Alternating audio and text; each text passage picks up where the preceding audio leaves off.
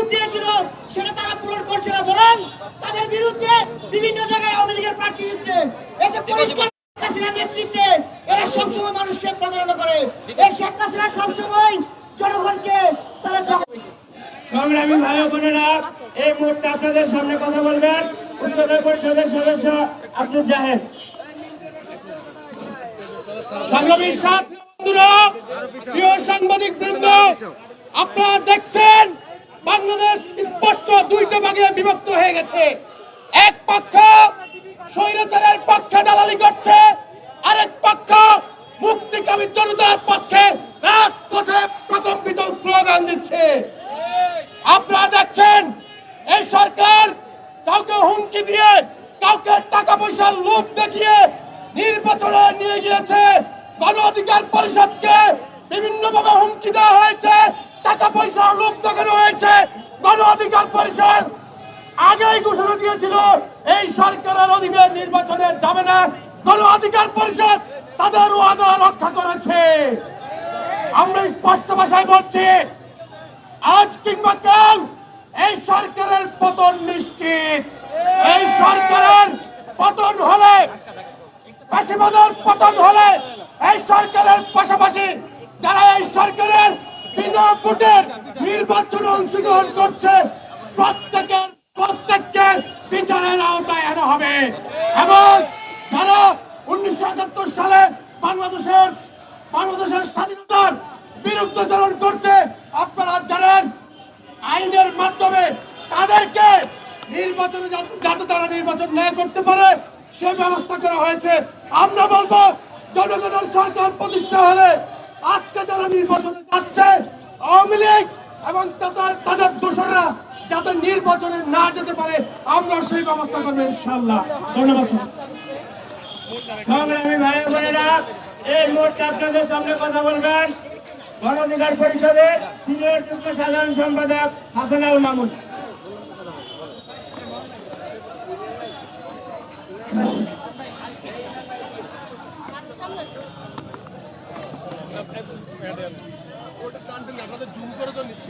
প্রিয় সাংবাদিক ভাইরা, আজকে এই 30শে নভেম্বরের পর থেকে বাংলাদেশ স্পষ্টত দুটি ভাগে বিভক্ত হয়ে যাচ্ছে।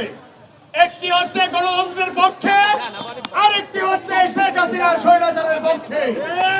আজকের পর থেকে ওবায়দুল কাদের সাহেবকে বলতে চাই, শ্রীলঙ্কার যে দশা হয়েছে, আগামীতে আপনারা যারা আওয়ামী লীগের এমপি মন্ত্রী রয়েছেন সেই শ্রীলঙ্কার দশাও আপনাদের হবে।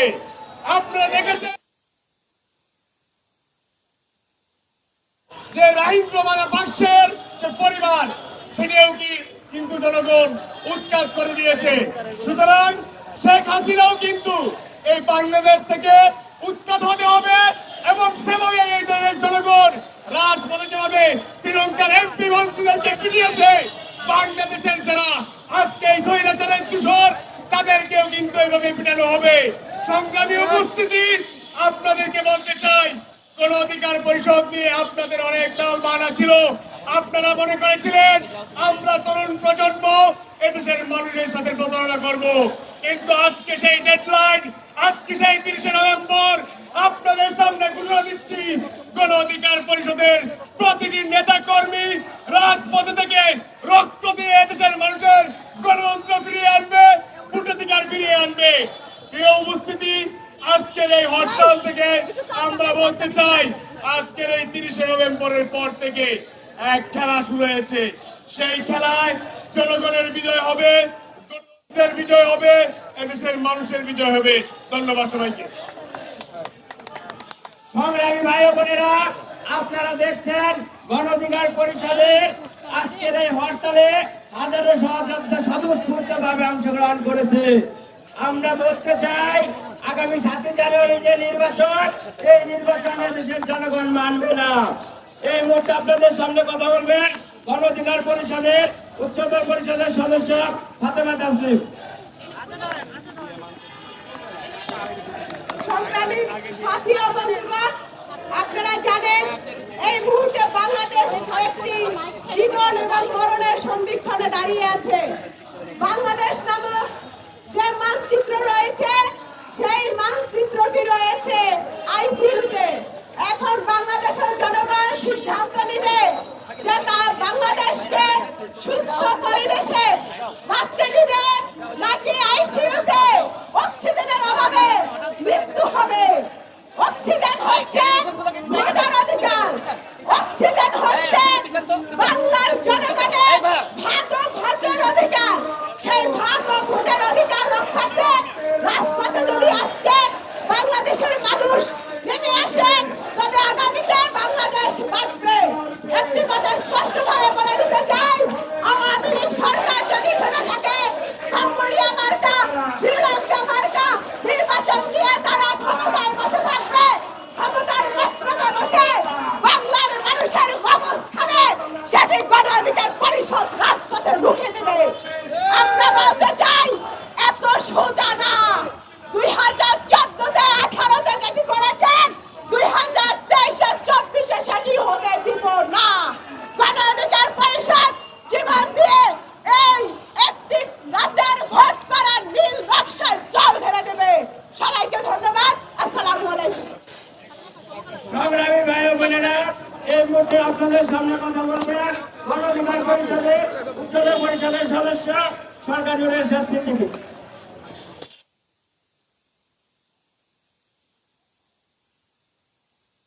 30 নভেম্বর বাংলাদেশের রাজনীতির ইতিহাসে এই 30 নভেম্বর একটি নতুন ইতিহাস হয়ে থাকবে। কেন বলছি? ভাবছি যে এটা বিএনপির আন্দোলন, এটা গণ অধিকার পরিষদের আন্দোলন, এটা আসলে কোনো একক দলের আন্দোলন নয়। এই কথা আমরা বারবার বলছি। এই আন্দোলন হচ্ছে এদেশের 18 কোটি মানুষের আন্দোলন, 4 কোটি তরুণ ভোটারদের আন্দোলন। আজকে আওয়ামী লীগ সরকার ভোটের নামে প্রহসন করে এই জাতিকে দুটি ভাগে বিভক্ত করেছে। একটি হচ্ছে গণতন্ত্রের পক্ষের শক্তি, আর একটি হচ্ছে ফ্যাসিবাদের শক্তি।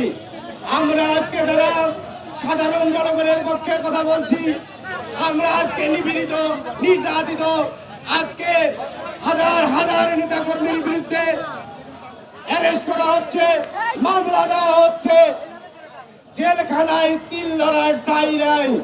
আমরা আজকে গণ অধিকার পরিষদের পক্ষ থেকে বলছি, এতদিন নানা গুঞ্জন শুনেছেন, 30 তারিখ হচ্ছে বেঈমান চেনার ফাইনাল দিন।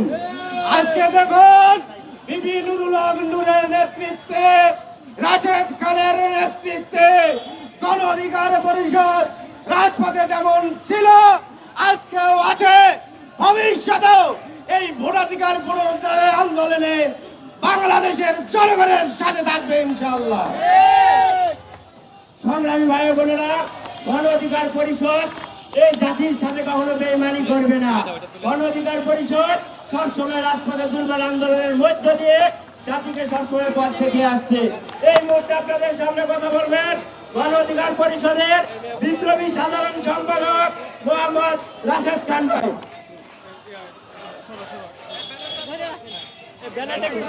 সবাই পিছিয়ে দাঁড়ান যাতে সবাই নিতে পারে, সুন্দরভাবে দাঁড়ান।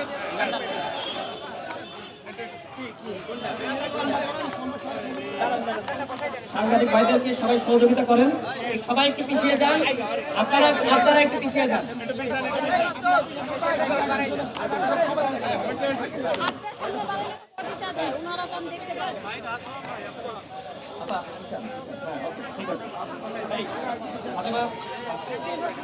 সংগ্রামী সাথী ও বন্ধুগণ, অত্যন্ত দুঃখ ভারাক্রান্ত মন নিয়ে আজকে আমরা রাজপথে হাজির হয়েছি। আমাদের উপরে নানান ধরনের চাপ সৃষ্টি করা হচ্ছে, নির্বাচনে নেওয়ার জন্য নানান ভাবে হুমকি দেওয়া হচ্ছে। সমস্ত হুমকি, হামলা মামলাকে উপেক্ষা করে গণ অধিকার পরিষদ গত 28 অক্টোবর থেকে ধারাবাহিক ভাবে রাজপথে রয়েছে। আমাদের সভাপতির উপরে নানান ভাবে চাপ সৃষ্টি করা হচ্ছে, আমার উপরে নানান ভাবে চাপ সৃষ্টি করা হচ্ছে।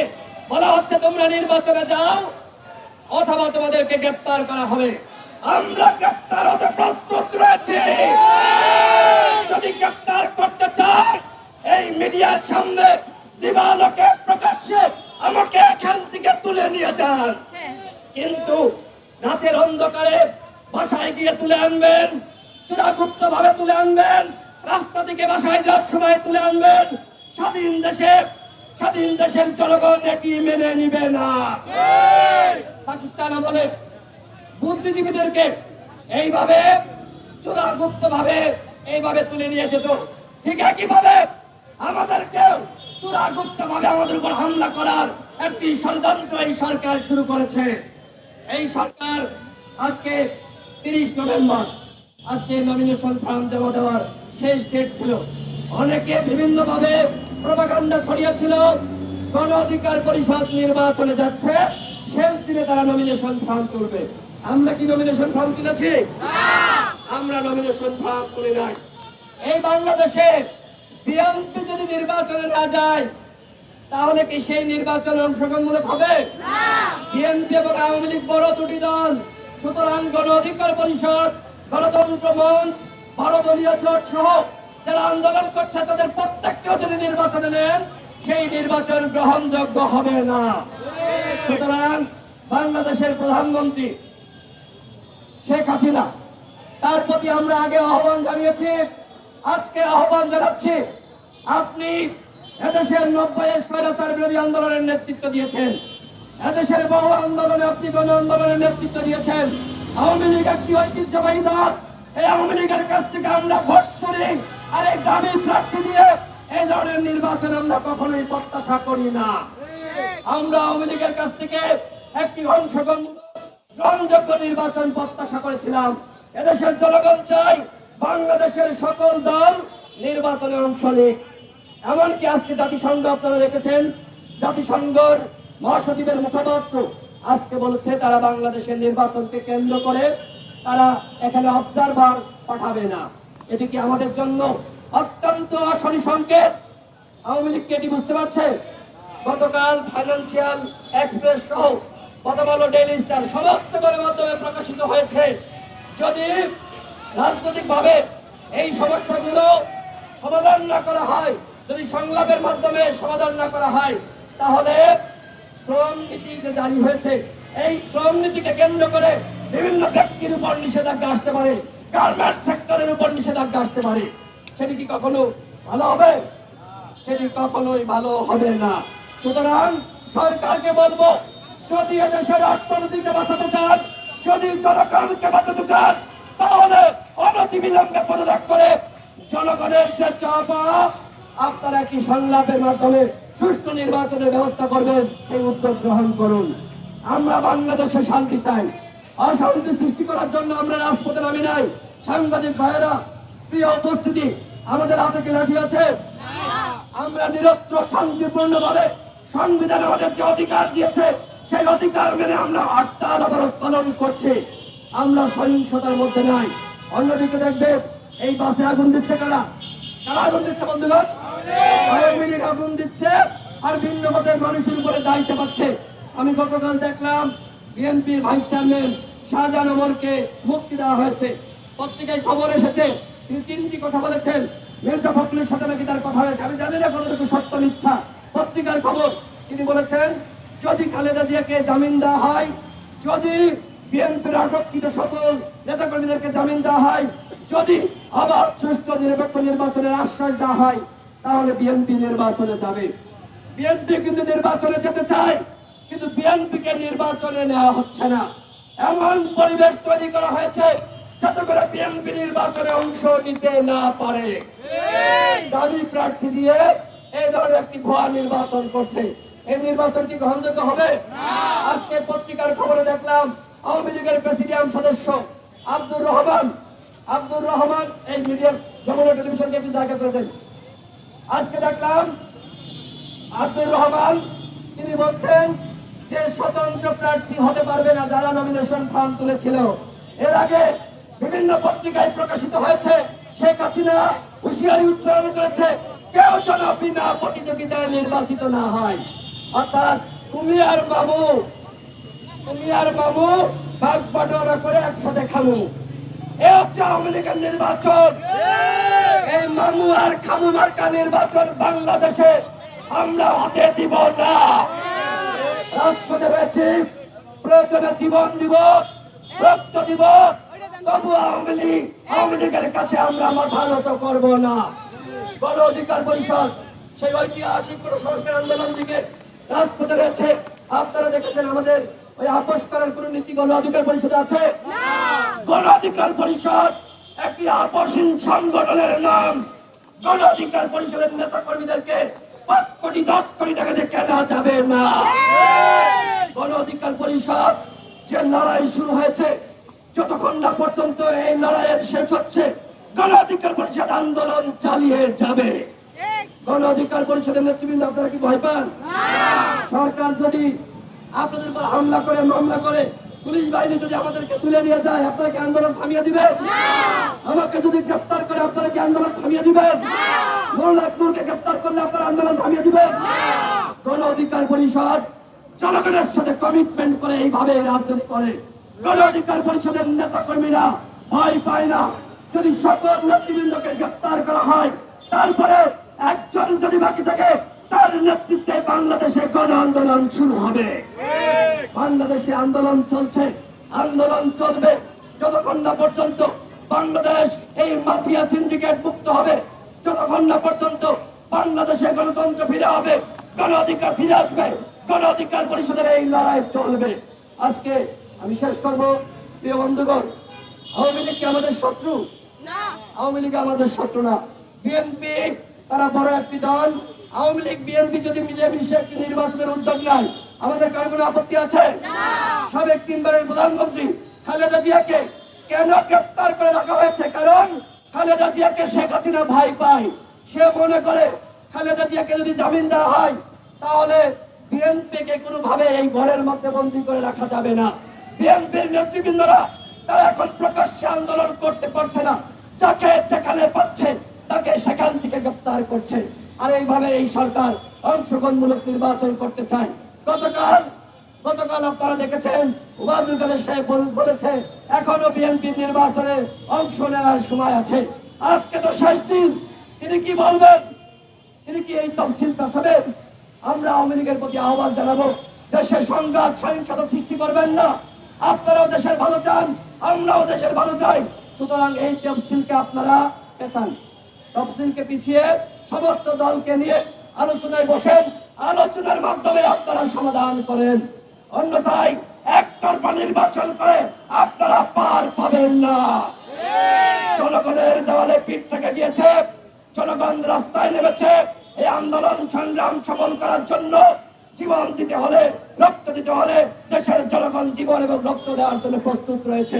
শান্তিপূর্ণভাবে আমাদের অবরোধ হরতাল কর্মসূচি চলছে, দিনব্যাপী আজকে হরতাল কর্মসূচি চলবে। পরবর্তী কর্মসূচি আমরা জানিয়ে দেব। ধন্যবাদ। আমাদের মিছিল চলবে।